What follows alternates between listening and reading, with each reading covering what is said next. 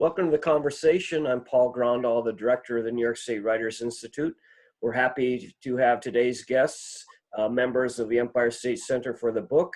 They've been selecting and giving out the New York State Writers Hall of Fame, a very coveted literary award for 10 years. And here to tell us about what's going on with the award and the impact of the coronavirus pandemic is Rocco Staino and Ellen Rubin. Welcome, Rocco.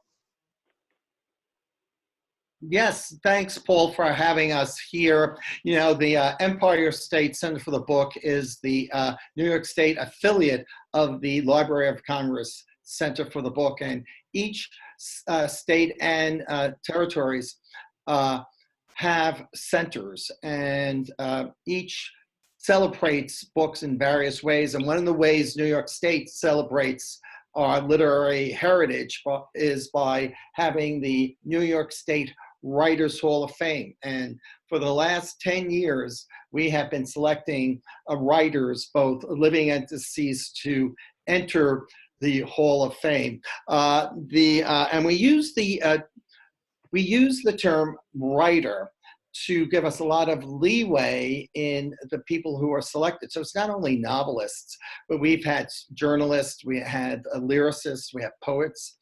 And this year's inductees were going to be recognized in June, but because of the, it would have been the 11th year that we're doing it. And but because of the uncertainty of the pandemic and social distancing and crowds gathering and having celebrations, we are unfortunately decided to postpone the celebration and the induction to 2021, June of 2021. The celebration usually is in New York City. It's been at the Princeton Club for most of those years.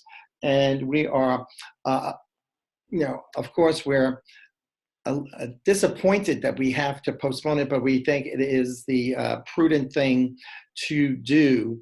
And we just feel that we have a whole year to celebrate this year's inductees. And Ellen and I and Paul, perhaps the three of us can tell the people who are viewing who some of the who all of the inductees are. And that would be great. So first of all, I wanted to say we're honored at the New York State Writers Institute to join with you. I've been going to the event for several years. It's a tremendous event. I know it was a difficult deliberations and discussions. I think you made the right choice. You were originally hoping to push it back to September. Now it's not even clear if gatherings like this will be possible. So you're going to postpone it for an entire year. But you're going to keep the same inductees, right? And do you want to talk about, about that? That's correct. I was in touch with the inductees and their representatives, obviously, for the deceased inductees, and the publishers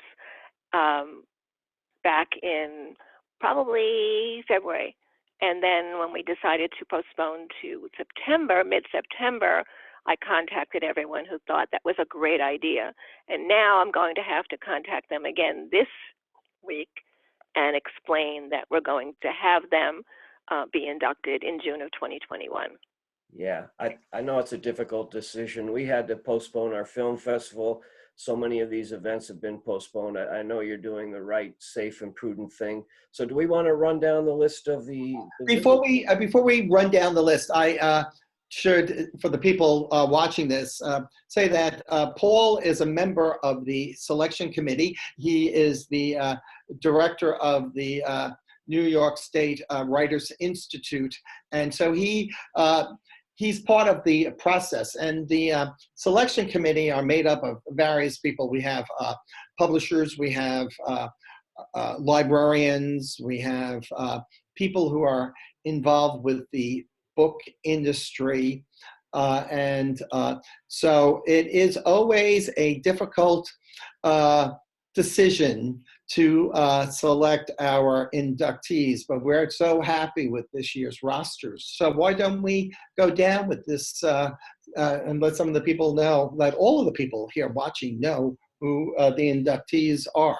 Yeah, do you want to start with I'll be happy to start with. We can do it alphabetically if you'd like.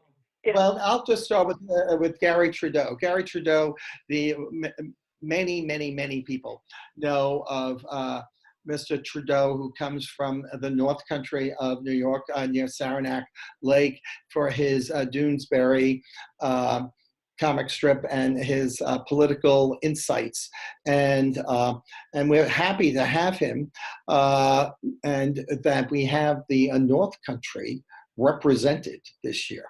Yeah, that was great. Right. Go ahead, Ellen. Okay. Laurie Siegel, who is a novelist and who lives right in New York City, and was happy to be inducted because I've been in touch with her. And of course, I'll have to let her know now that we're going to be, postponing again. But I don't think that she'll be upset about that, because she's an elderly woman, but she's very active in the literary world in New York City. Right. Yeah, I think, for the honorees and all the guests, this is the right decision. And do you want to go to the next one, Rocco? Oh yeah, Andrea Davis Pinckney.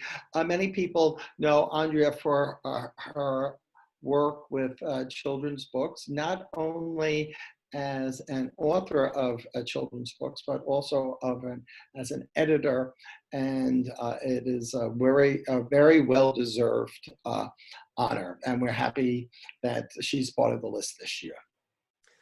And I will mention another. Paul, did you want to? And then we have lyricists. Okay. Well, before we go on to the deceased, Paul, we have one more living inductee. Yes, I'll mention. Did you want to? So one of the other living inductee, Edwige Danticott, is an acclaimed author.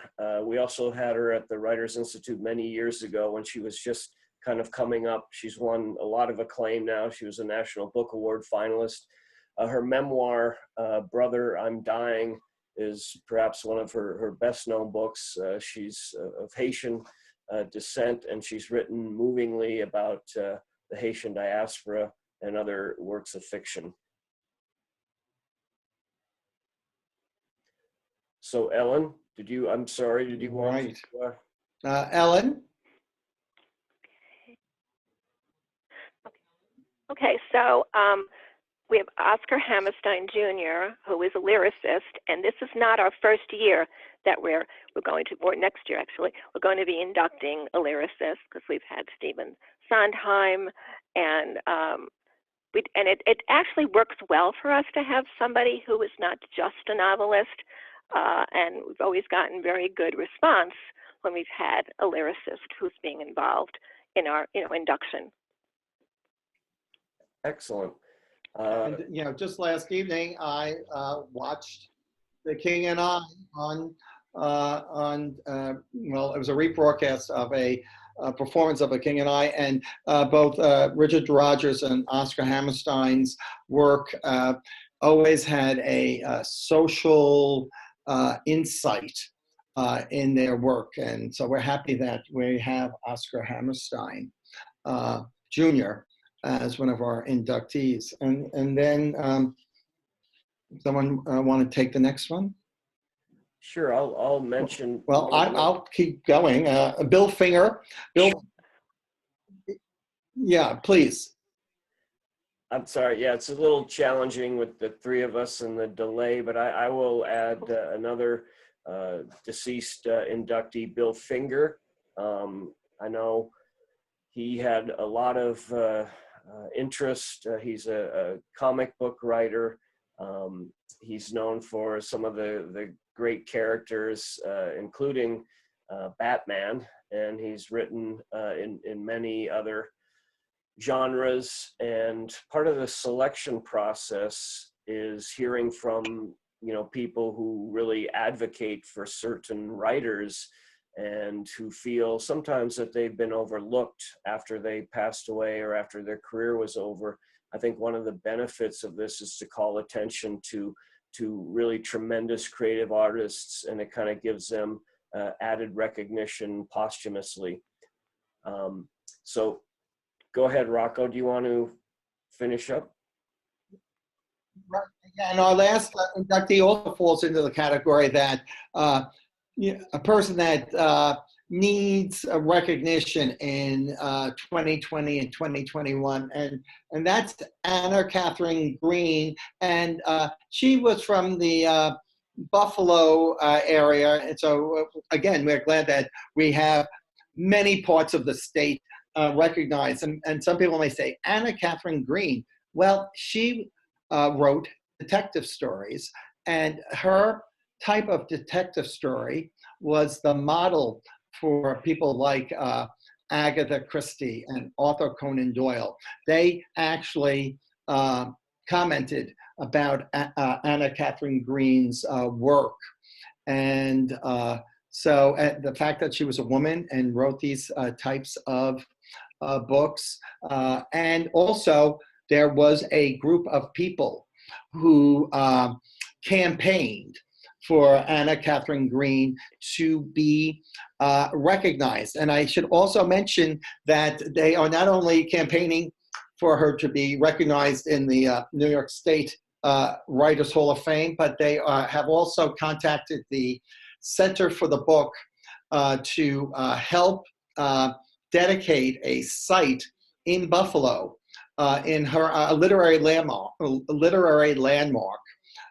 in her honor in the city of Buffalo. And that is something we do. And and Paul, you're based in Albany, and there's some talk about a literary landmark in Albany for Toni Morrison. And because many people, people in Albany know that she lived there, but I think many other people around the country didn't realize that Toni Morrison lived in Albany. So that's another project that we do. Yeah, absolutely. She was on the faculty at the University of Albany for 5 years, and I had interviewed her when I was a reporter at the Times-Union, and many people have stories. She wrote an original play on the Emmett Till lynching called Dreaming Emmett that was produced at the local theater. She put on symposium, and she was very active on our campus. But again, many people don't know that, even people who've come to Albany recently. She was there in the mid-1980s. And there has been talk about that. So the literary landmark is one other outstanding work that you do at the Empire Center for the Book. I've been really impressed. I've been for the last few, and people should know that it's an all volunteer labor of love. It's essentially Rocco Staino and Ellen Rubin and a small volunteer band of dedicated book lovers. So can you talk about how the group started? As I understand it, you're primarily retired librarians, but also some people from the publishing industry and elsewhere. Ellen, can you talk about how you got involved? Well, I got involved because of Rocco, obviously. Rocco and I are partners in crime. We've worked together on so many initiatives over the years, including Books for Kids. And when he got involved with the Center for the Book, and then we did a book festival in Albany for 2 years. Yes. Back in 2010, 2011, somewhere in there, or 2010. And our very first New York State Writers Hall of Fame induction actually happened the evening before the book festival back in 2010. Rocco, does that sound right? 2011, maybe.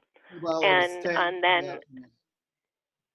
And then we actually had the Writers Hall of Fame. I think this was really Rocco's brainchild up in Albany. We did it for 2 years, but the caveat here is that the publishers are in the city, in New York City. And so we didn't really get a lot of response from the publishers. And so we moved it to New York City, to the Princeton Club, and then it just grew from there. I have so many publishers that now know who I am and can't wait to find out, which one of their authors is being inducted and how can they help me? What do I need? And, and they're coming to the event. So it's been a wonderful 10-year experience. This would have been our 11th, but, life happens.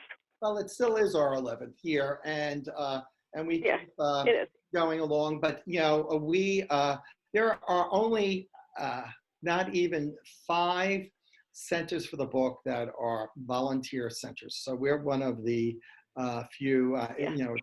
Us and New Jersey and I believe Wisconsin that are volunteer. The rest have they're affiliated with groups like the State Humanities or State Library, so they have a staff.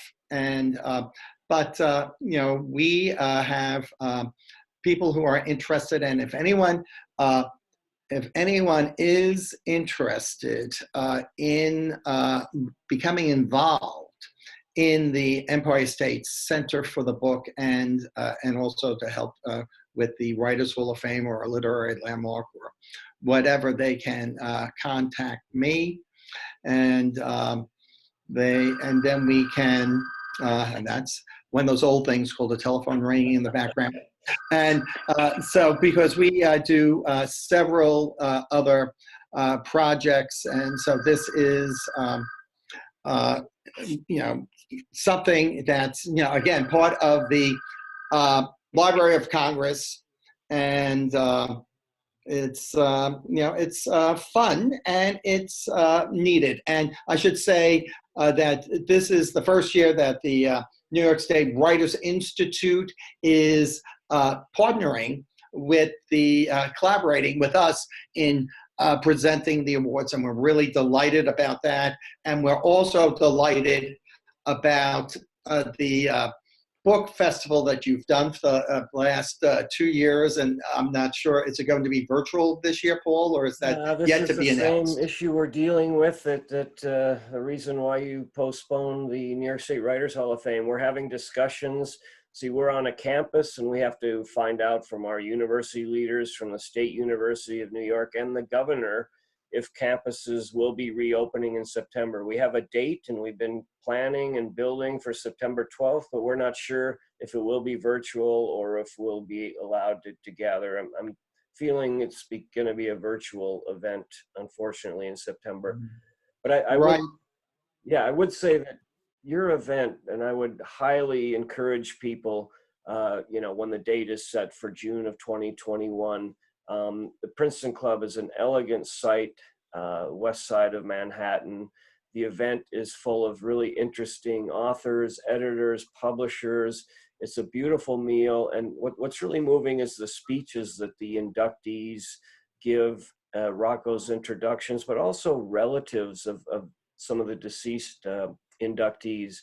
I can remember, I think it was last year, Williams Jennings Bryan, his great granddaughter, or so you have family members of these literary icons from New York, and it's just a beautiful festive event. Ellen does a great job in getting all the publishers to support, and you come, you get a beautiful meal, you hear incredible speeches, you meet wonderful committed writers, and then you walk home with books. What could be better than that? Yeah, lots and lots and lots of books. How do you get I that? have no trouble getting free books. Right. Yes. There are, last year we had Doris Kearns Goodwin and James Patterson. And I should say that one of the requirements of the Hall of Fame for the living inductees, they make a commitment to attend. For the deceased honorees, we give them a pass. So but it is, and anyone that is watching this, and our list of the inductees, you can find that on Wikipedia, and also on the website, which is EmpireStateBook.org, and follow us on social media, Facebook, and Instagram at Empire State Book, and also on Twitter. And Facebook, we honor our Hall of Fame writers on their birthdays, and so you could always get a little pop-up finding out whose birthday it is. Yes, so that's always fun. But if you have someone you want in the Hall of Fame, let us know. Post it somewhere, contact me, and that is how Bill Finger got into the Hall of Fame. Right. So I will include all that when we post this at the Writers Institute website and share this widely on social media. I would want to clarify one thing, and we love being collaborative because you have such a wonderful base in New York City with publishers and editors, and it makes so much sense to have this event there. We're up in Albany. Many of the writers that we bring, we do 70 events a year and dozens of people at the book festival. They have to come up by train and travel. So it's a wonderful connection to collaborate, upstate, downstate. Rocco, you came to our book festival last year. You donned your Statue of Liberty hat and crown, and you told people about this center. And when you see the 10-year list of people you've inducted, I mean, it is stellar. Amazing. Yeah, amazing. So we feel like we can work with you because we do something different by legislation. When Governor Mario Cuomo and our founder William Kenney created us in 1983, part of the stipulation was that we would select a New York State author and New York State poet. Now it's much more defined than yours. It's only living people. It's a selection process, but it's only every 2 years. So we award that, at the kickoff to our book festival. And last year, Colson Whitehead and Alicia Ostreicher. But again, we're not competing. We feel like we're complementing it with you. They're two different things, and we love working with you, and we appreciate you working with us. And I think our inductees, in fact, I know our inductees overlap with some of the people that you have had up in Albany. Right.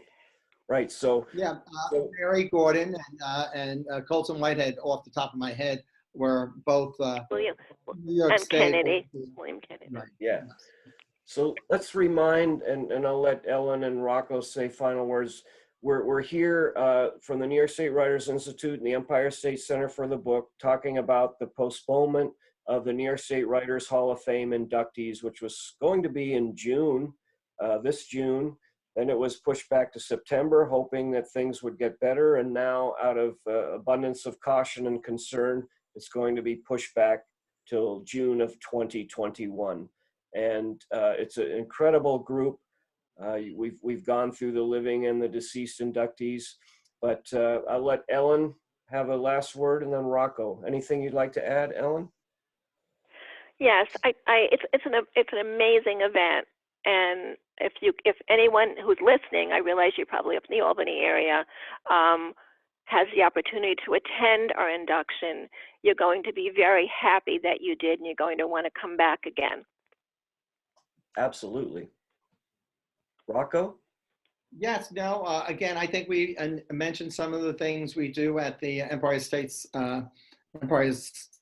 Center for the Book, and we're more than the Hall of Fame, but the Hall of Fame is, I should say, we do now receive funding from any outside source, and that the Hall of Fame, besides being a celebration, also helps support the work of the Center for the Book, and we appreciate everyone's support. So I just want to say, if you come to the 2021 New York State Writers Hall of Fame, you'll meet Ellen Rubin. She's so wonderful, and sorry, I'm not on. I only see her phone picture, but she and Rocco are two of the most committed, dedicated literary people you'll ever meet. It's a wonderful organization. We're proud to be collaborating with them, and we hope you'll come to the Princeton Club when the date is named. Yes, well, thank you so much. I want to thank Ellen Rubin, Rocco Staino. Stay safe, be well, and we'll see you at the Princeton Club in a year from now. If not sooner, yes. Thanks a lot. Thank you, Paul. Thank you.